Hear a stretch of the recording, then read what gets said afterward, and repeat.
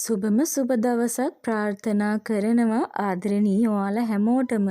උදේ මිතින් මම ගෙදර කරන විශේෂම දේ තමයි මගේ ගෞතම බුදුරජාණන් වහන්සේට බුද්ධ පූජාව පූජා කරන එක.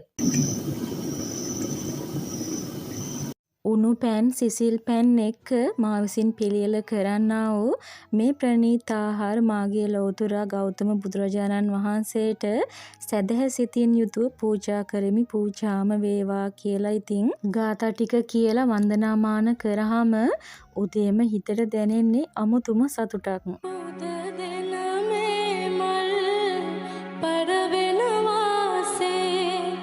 ජීවිතේ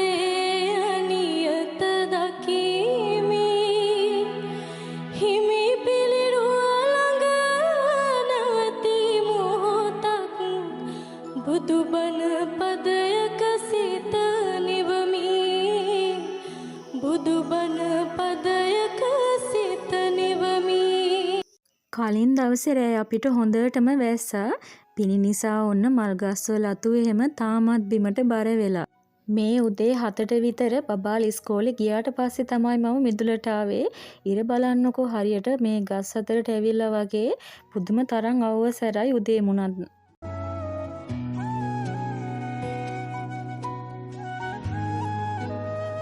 ගස්වල තියෙන පිනිබින්දු අතරට ඉරෙලිය වැටුනහම නම් හරි ලස්සනයි. අර වෙනදට පේන්නේ නැති හරි අමුතුම ලස්සනක් නැවුම් බවක් තියෙනවා.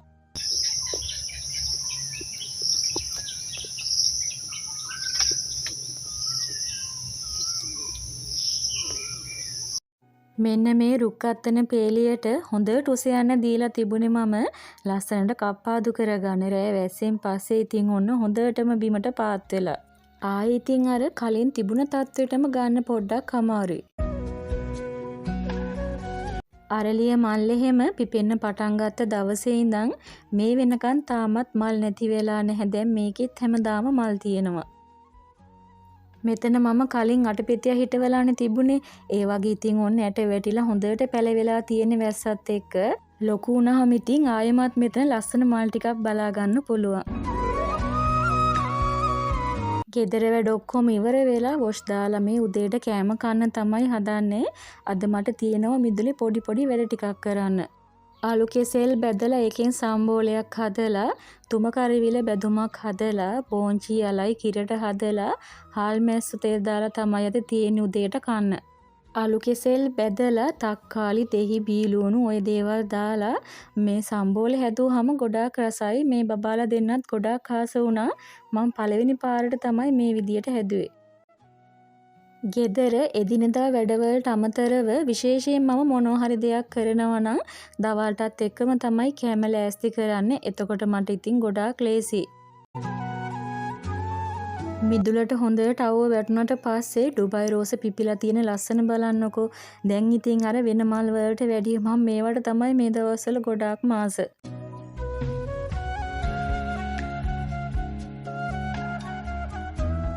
ඔයාලට මතකද මම මිරිස් පැලයි බටු පැලයි හිටෙව්වා. මෙන්න මේ මාළු මිරිස් පැලයි කොච්චි පැලයි ගෙනාවෙත් ඒ පැලත් එක්කමයි. ඒවා නම් දැන් ටිකක් ලොකුයි මලුත් තියෙනවා මිරිස් පැලවල. හැබැයි ඉතින් මේ ටික මට තාම හිටව ගන්න බැරි වුණා. ඒත් එක්කම මේ ටවුන් ගිය වෙලාවක ඔන්න මල් පැල ටිකකුත් ගෙනාවා.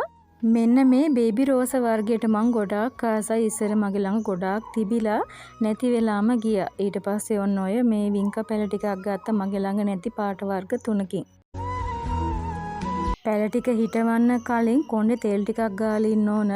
මෙන්න මේ හෙයා ඔයිල් එක ඔයාලට මතක ඇති මම වීඩියෝ එකකුත් කරා. ගොඩාක් අය මගෙන් අහලා තිබුණා ගාලා ප්‍රතිඵල කියන්න කියලා. මේ මට නම් ගොඩාක් හොඳයි. ඉස්සර මම නාන වෙලාවට එහෙම කොණ්ඩේ සෑහෙන ප්‍රමාණයක් ගියා. දැන් නම් ඉතින් යන්නෙම නැති තරම්. ඔයිල් එක නිකම්ම ගානවට වැඩිය පොඩ්ඩක් රත් කරලා ගෑවහම ඔළුවට කොණ්ඩේට හොඳට උරා ගන්නවා. මම ඉතින් ලේසියට මගේ ඔළුවට ඇති ප්‍රමාණයට ඉතින් මේ වගේ හැන්දකට තෙල් ටිකක් දාලා ওই විදියට තමයි රත් කරගන්නේ. මට ඒක හරි ලේසි. කැමති කෙනෙක් ඉන්නවා නම් ඕඩර් එකක් දාගන්න මම ඩිස්ක්‍රිප්ෂන් එකේ නම් එක දාලා තියන්නම්. මම කොණ්ඩේ තෙල් ගාන ටිකක් අකමැති කෙනෙක්. ගමනක් යද්දී ඉතින් කොහොමත්ම ගාන්නේ නැහැ. සතියේට දවස් 3ක් වගේ තමයි ඉතින් මේකත් ගාන්නේ. ස්ට්‍රේට් කරද්දි මේ කැඩිලා ගියපු මගේ කොණ්ඩේ බේබි හෙයා එහෙම නල්ල වටේටම දැන් වෙවිගෙන එන්නේ. මේ කොණ්ඩේ බැඳගෙන හිටියා තවුල් වෙලා වගේ තියෙන එකයි ඒව වෙවිගෙන දැන් එන නිසා. ඔයිල් එක හොඳයිද කියලා අහපු අයට කියන්නේ ගොඩාක් හොඳයි, ලොකු වෙනසක් තියෙනවා. ඒක මට දැනෙනවා. බබාලා දෙන්නත් තාව ඉස්කෝලේ ගිහිල්ලා අපේ ලොකු දෝනිගේ පළවෙනි පාරට ඔන්න කිරිදතකොත් වැටිලා. එයාට ඉතින් ඒක හරිය ලොකු දෙයක් වගේ මේ දවස්වල. ගෙදරෙද්දී ඉතින් හැමදාම මොනවා හරි උස්සගෙන එනවා. අද ඔන්න ලොකු බොම්බේ මොටයි දෙකක් අරගෙන ඇවිල්ලා මේවා මේ දෙවෙනි පාරට කන්නේ මේ වැඩි දීලා නැහැ. එයාලගේ ඉතින් ඇඳුනුත් මාරු කරලා කෑම කවලා ලන්ච් බොක්ස් එකම ඔක්කොම සෝදලා ආවා මගේ වැඩේ පටන් ගන්න. එතකොට මට මේක ටිකක් නිදහසේ කරගෙන යන්න පුළුවන්.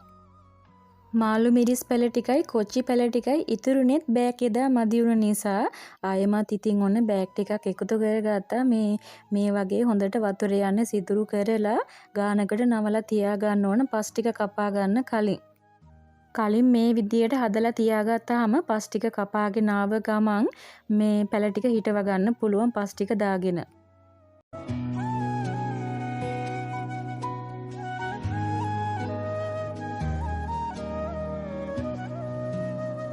ගේ හදද්දි ගෙනාව ඉතුරුන වැලි වගේක් තිබ්බා. ඒ වැලි පසුයි මේ එකට කලවම් කරලා තමයි මම පස් එක හදාගෙන තියෙන්නේ.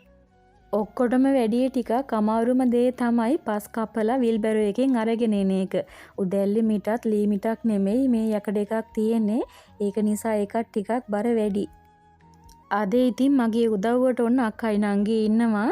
නෑව්වේ නැහැ මම ඉස්කෝලේ ගිහිල්ලා ආවට පස්සේ මේ නෑව්වත් ඉතින් මන් දන්නවා මේ වගේ වැඩ කරද්දි මෙයාලා එනවා කියලා. ගොඩාක් ආසයි ඔය පස් වලින් කරන වැඩවලට. ඒ දෙන්න තමයි ඉතින් ගොඩාක්ම පස් පිරෙව්වෙත් කවර වලට. මම හදාගත්ත කවර මේ ටිකක් මදි වුණා. ඊට පස්සේ ආයි ටිකක් හොයලා ඒවා සිදුරු කරලා හදාගන්නකම් මේ බබාලා දෙන්න ඉතින් පස් ටික පුරවලා දුන්නා.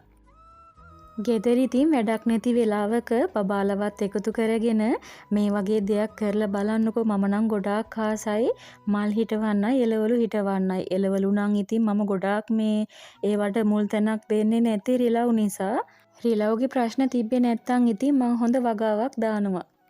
තාමානෙන් ගෙනාව මල් පැල ටිකත් හිටව ගත්තා. ඉතුරු වෙලා තිබුණ මල් පෝච්චි වල දිය කුණ්ඩලු වතු කඩලා හිටව ගත්තා. ඊට පස්සේ බබාලා දෙන්නවත් නාවලා තමයි මම ඉතුරු වැඩ ටික පටන් ගත්තේ. ඔන්න බලන්නකො හෙල්මට් එකක් එහෙම දාගෙන ඉතින් ටෙඩියලවත් අරගෙන එයාලගේ ලෝකේ යාලා සෙල්ලම් කරනවා. බේබි රෝස පැලේ මම හිටව ගන්න බිමින්. මෙතන මම පේලියටම රෝස පැලනේ හිටවලා තියෙන පාටින් තියෙනවා. මේ එක රෝස පැලයක් මැරුණා එතන තිබුණේ වකෙන්. ඒකට තමයි ඉතින් මම මේ බේබි රෝස පැලේ ගත්තේ.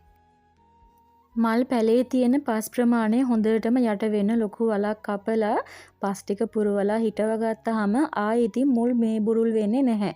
රෝස පැල් එකක්වත් මම මේ මල් පෝච්චි වල හිටවලා නැහැ. ඔක්කොම මම බිම තමයි හිටවගෙන තියෙන්නේ. මේ දවස්වල වැස්සට ඉතින් පායන දවස්වලට මේ වතුර දැම්මහම හොඳට වතුර ටික උරා ගන්න විදිහට තමයි මම ගහ වටේටම හදාගත්තේ.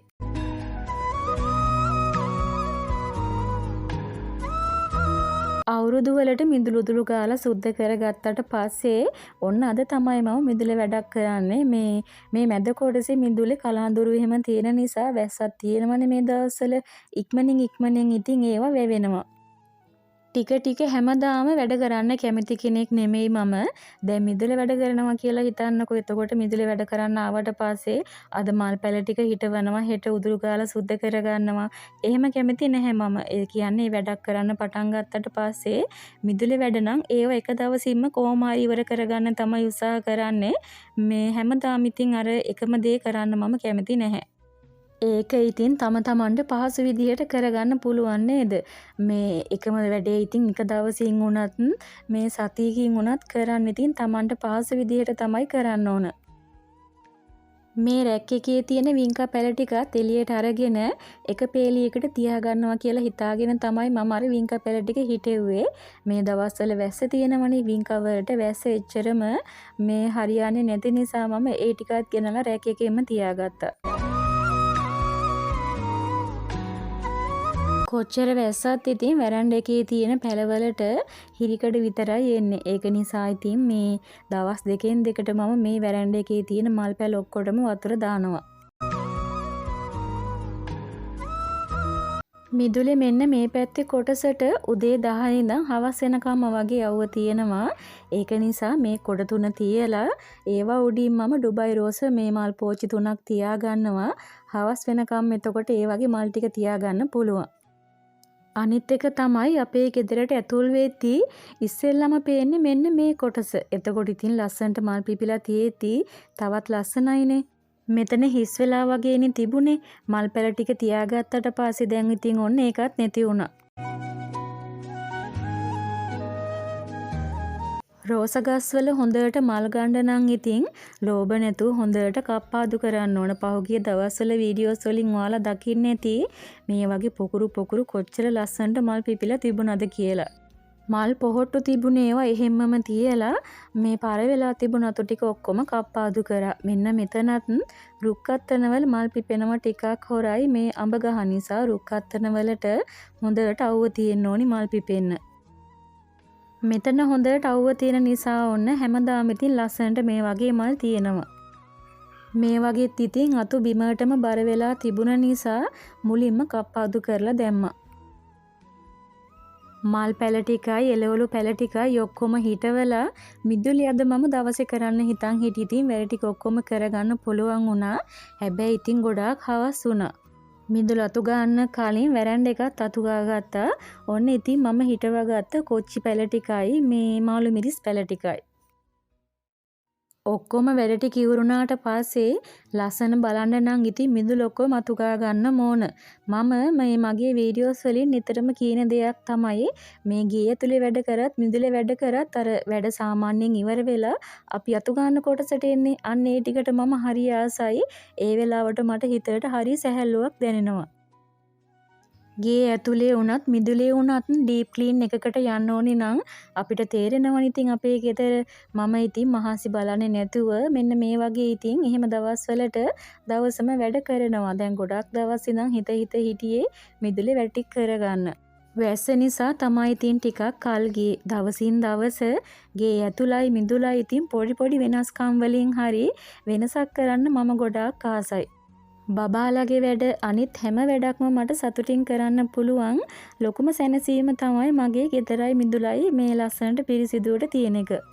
ගොඩාක් හවස් වුණා වැඩ ටික ඉවර කරගද්දී ඔන්න අන්තිමේටම බලන්නකො ලස්සනයිද කියලා. तुमको बुलाऊं या पलके बिछाऊं कदम तुम जहां जहां रखो ज़मीं को आसमां बनाऊं सितारों से सजाऊं अगर तुम कहो मैं कोई ऐसा गीत गाऊं कि आरज़ू जगाऊं अगर तुम कहो. ඔන්න බලන්නකෝ රෑ වෙද්දි ගැටපිච්ච මලුත් පිපීගෙන එන්නේ. මිදුලට විතරක් නෙමෙයි ගේ ඇතුළටත් සුවඳෙනවා. පුදුම තරම් සුවඳයි මේවා පිපුණාම. බබාලා දෙන්නම නිදි. මම ඉතින් හවස් වෙනකම්ම වැඩ කරපු නිසා එයාලට ටිකක් කම්මැලි හිතිලා තිබුණේ. ඒක නිසා ගිහිල්ලා නිදාගත්තා. දැන් ඉතින් ඇහැරෙන්න කලින් ඉක්මනින් කෑම ටික හදන්න ඕන. මම වොෂ් දාන්නෙත් නැතුව කැම ටික හදන්න ගත්තේ මේ දවස්වල රැයට කරන්ට් එක යනවා මේ වහින වෙලාවට. ඒක නිසා ඉතින් කැම ටිකත් හදලම තිබ්බාම මට ගොඩාක් ලේසි. සුදු බත් එක්ක කෙලවලු මාළු හදලා පොල් සම්බෝලයක් තමයි හදාගන්නේ. මේ වගේ ඉතින් මහන්සි වෙන දවස්වලට හදිසි දවස්වලට ඉතින් මෙහෙම තමයි. හැබැයි ඉතින් ගෙදර අය හැමෝම ආසයි මේ විදියට කන්න. මම නම් මේ දවස්වල මේ රැට එහෙම කෑම කන්නේ නැහැ. කෑම ගොඩාක් අඩු කරලා තියෙන්නේ මහත් වෙලා නිසා. ගවුම් එහෙම අදීදී ගොඩාක් මහතට පේනවා. හස්බන්ඩ්යි බබාලා දෙන්නටයි ඇති වෙන්න තමයි මම කෑම හදාගන්නේ රැට. දවල්ට මම මේ කෑම කන්නේ ටිකක් හවස් වෙලා. එතකොට ඉතින් ෂේප් එකේ ලොකු අවුලක් නැතුව ඉතින් රැට ඉන්න පුළුවන්. පොල් සම්බෝලෙත් හදලා ඉවර වෙද්දී බත් එකත් ඉදිලා ඔක්කොම හරි. මාළු එක තාම ලිපේ.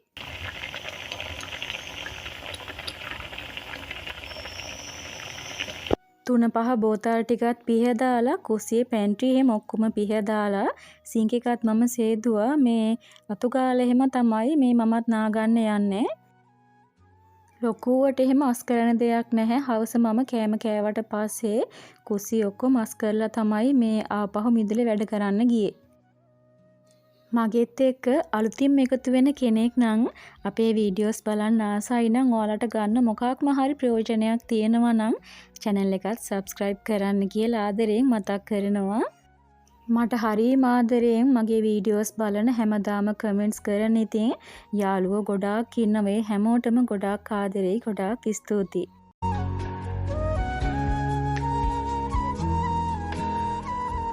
මම නාගෙන ඇවිල්ලා පහන තියද්දි ටිකක් අද පරක් වුණා. 7:00 විතර වුණා. ගිලන්පසත් හදලා පූජා කරලා මේ රෙදි ටික තියෙනවා. ඒ ටික නවා ගන්න තමයි යන්නේ. හස්බන්ඩ් බබාලා දෙන්නත් එක්ක කුස්සියේ කෑම කනවා. වෙන දවස් වලට නම් ඉතින් මේ බබාලේ දෙන්නගේ රෙදි වෙන වෙනම නවා ගන්නවා. නවලා ගිහිල්ලා අල්මාරියෙන් දා ගන්නවා. දැන් ඉතින් අද නිදියලා ඇහැරිලානේ. ඒක නිසා ඉතින් ටිකක් කම්මැලිකමේ ඉන්නේ. කෑම එහෙම කාලා ඉතින් පොඩ්ඩක් වෙලා ගියාට පස්සේ තමයි මේ දෙන්නගේ කම්මැලිකම නැති වෙන්නේ. එතකොට ඉතින් මේ පොතක පතක එහෙම වැඩක් පොඩ්ඩක් කියලා දෙනවා යාලත් එක්ක මම ඒ දේවලුත් කරනවා. කොච්චර මහන්සි වෙලා වැඩ කරත් බබාලගේ දේවල් මම කවදාවත් අතපසු කරගන්නේ නැහැ. රෙදි ටික නව ඉති අපිට කරන්ට් එකත් ගියා. එහෙමනම් ඉතින් ආයෙමත් අලුත් වීඩියෝ එකකින් හම්බ වෙනකන් ගිහිල්ලෙන්නම්. හැමෝම සතුටින් පරිස්සමින් ඉන්න. ආසාවෙන් ඉතින් වීඩියෝ එක බැලුවා නම් ලයික් එකක් කමෙන්ට් එකක් දාගෙන යන්නත් අමතක කරන්න එපා. බුදු සරණයි මගේ ආදරණීය යාළුවෝ හැමෝටම.